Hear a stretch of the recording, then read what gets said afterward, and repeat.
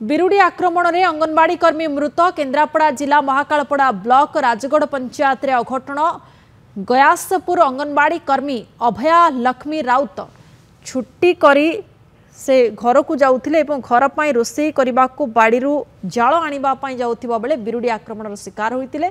से घर निकटरे थिबा एक पोखरी को डेई पड़ते गुरुतर अवस्था प्रथम केन्द्रापड़ा जिला मुख्य चिकित्सालय और पर कटक बड़ मेडिकल को स्थानांतर करा जायतिला। चिकित्साधीन अवस्था आज तांकर मृत्यु घटी।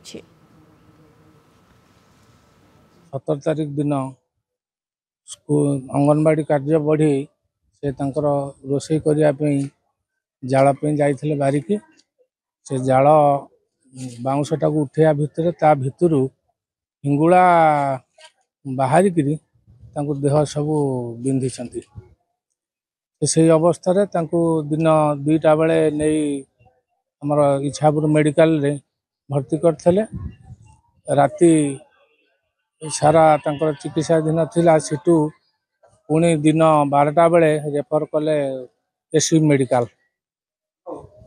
मेडिकल चिकित्साधीन होता समय से तांकर देहांत होइछि।